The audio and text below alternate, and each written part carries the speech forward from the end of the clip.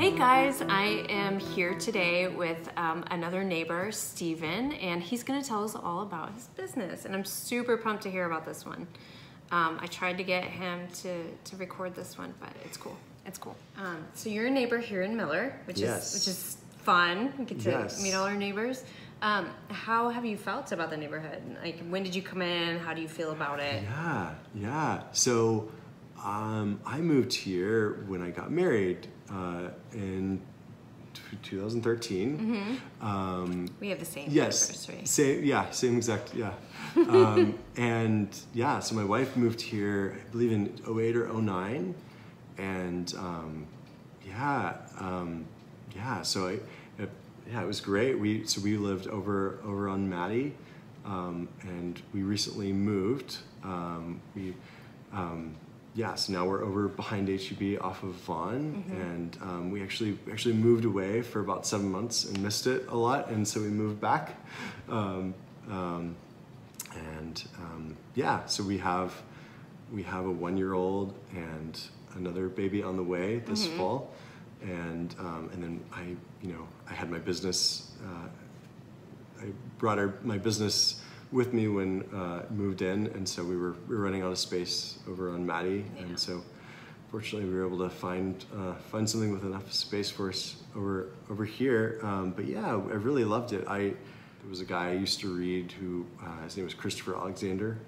He talked a lot about he has this whole book called A Pattern Language about I guess just how anything is built, where it has the kind of the feeling of life. And he talks about like all sorts of every different scale, like neighborhoods and green space and having the right mix of things and purposeful. It's definitely been interesting and fun to just see all the different spaces that have that are people created, and also just the people and the neighbors and the general feeling of neighborliness has been great. Like, it seems like everyone who moves here kind of comes here with that with that in mind, or for that expectation. So I love that culture of neighborliness, and it's great. Me too. It's a great neighborhood. Yeah. So tell us about your business, the name, and what exactly you do. Yeah, thanks, Kathy.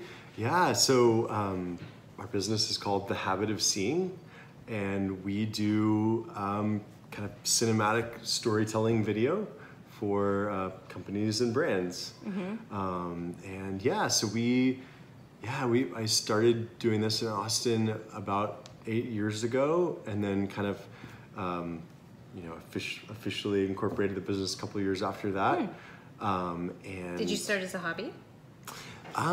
Yeah. I mean, I've always been into visual art and storytelling and image making on the computer early on. And then I wanted to be a game designer and wanted to be a computer graphics person.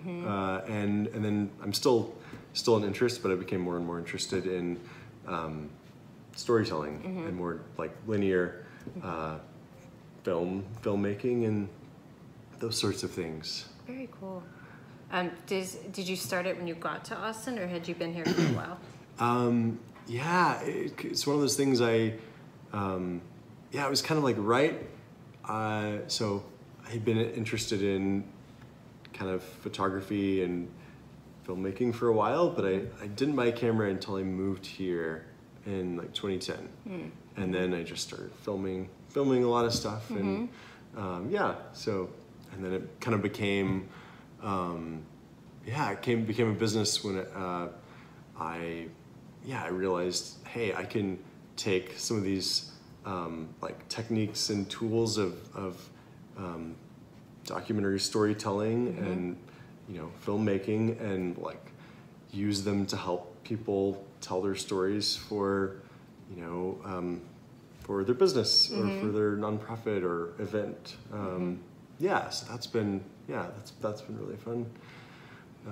So it sounds like you can do almost any kind of business and help with their branding. Yeah. Is there a business that you really enjoyed working with to help them with their? Yeah. Let's see. I always enjoy working with. I've enjoyed working with like startups. I enjoy the kind of the energy of people doing something that's no one else has done. But so some of my clients end up being like kind of people. Actually, there's a company called Unicos that they make these. They make battery enclosures for renewable energy, and there's some here in the neighborhood. Cool. So somebody posted some photos of one the other day. I was like, oh my gosh, we made the video about that. We're in an evolving energy age. The grid is changing. Storage has been the dream of everybody in the power business for a long time. There is a need for resources that can change the way they operate instantly. We can harness the power of renewable energy, but we have to control it and modulate it such that it can suit our human needs. But yeah, and then the other thing I love doing is, I enjoy making videos about people, kind of people's craft and, people making things. Like I got to do kind of a bio video about a chef one time and kind of follow her as she like sourced ingredients and came up with recipes. So that was really fun. That sounds really neat. Did you steal some of her techniques? No. Well, I think I tried to direct her. I was like, we need you to cut these peppers, and she was like, oh, we don't cut them like that. Or I was trying to get some sound, but some actual sound of the knife, and she's like, when you cut them correctly, it doesn't make a sound. Like, okay. That's worthless. Thanks. Yeah. But yeah, I mean, I think what I enjoy most, for whoever I'm working with is actually the process of interviewing. And I just, so we the type of videos we make are usually not like scripted and not like, okay, here's, we're recording with like a teleprompter, but more we film long conversations, and then we go in and kind of meticulously listen to those and edit them down with an ear for story, and kind of pulling out what's most human and like human emotion, and what do I relate to, or is it when I edit, I'm kind of like the first audience, the first viewer, and so it's like, what is moving me, or what am I connecting with the with what this person is saying, and then kind of editing those moments together with visuals. So that's kind of the process, but. That's a cool process. Seeing why I wanted him to do this one. Yeah. So how did you get interested in storytelling? What was it that really drew you to hearing people's stories? Yeah. Let's see. When I was in high school, I was into this like video game series called Myst. Yes. Like Mist and Riven. Oh my gosh, I loved those. Yeah. Those were so fun. Those were so cool. Definitely. Yeah, and those were like a huge influence on me, like in a lot of ways. Like, so I played those, and I was like, and then I made my own like versions, like Mist clones, and I made these whole worlds. That was one of the first things that kind of how I became interested in art and storytelling. And I like those games because they did tell a story. Yeah, it was cool. And I would like obsessively Google everything I could about them and read interviews with the people who made them. And so one of the guys who made Riven, he'd worked at Disney too, and he talked about every basically every element in a game, or it's the same in a movie, or it's like every element is telling the story. And that resonated with me.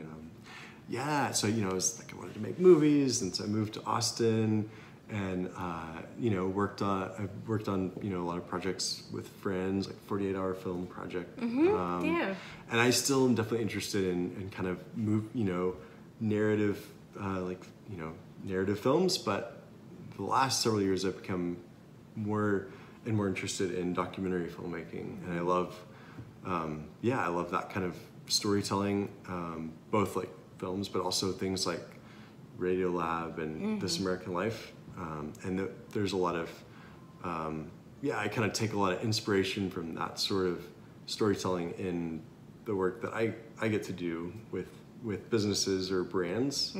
So that's fun, but so. What kind of things do you have planned for the future?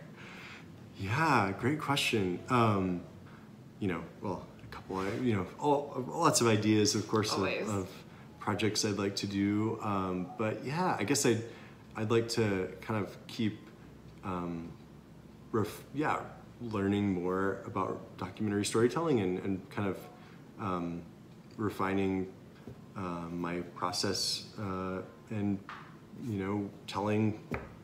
learning how to tell great stories that way. And on like a business side, I'd love to do more like branded, kind of long form branded content, for where it's almost like a documentary, but for a brand, but about something that's not necessarily like, we end up doing a lot of videos that's like, kind of like, okay, who are we, and kind of telling a brand story, and those are definitely fun.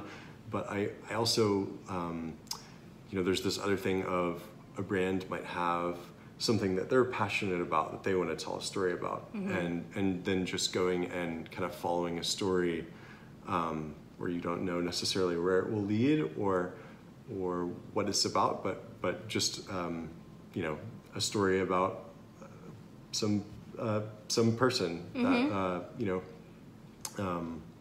so I'd like to do more of that sort of thing, storytelling. So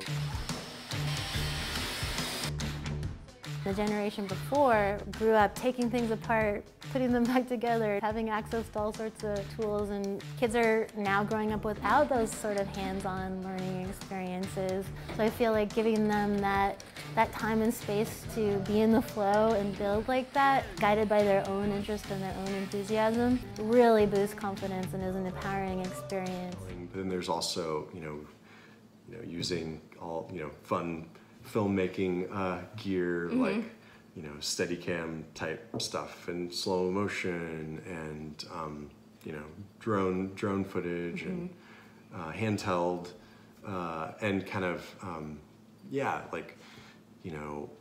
all the things that are just purely visual, and then kind of, marrying those together with the audio. Yeah.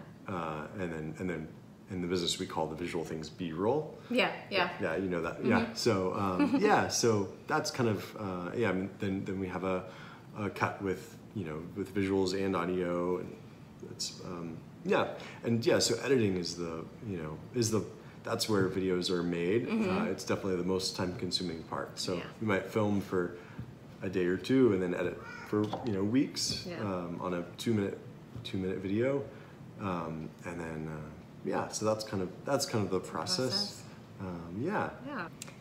So I just really want to thank Steven for his time. He's got a super cool business and he's very, very talented. So check out all his work. Thanks so much. Thank you, Kathy. This was fun being on the other side of an interview. And getting to know you. Yeah. Welcome home. Thank you. We're glad to be back. Yeah.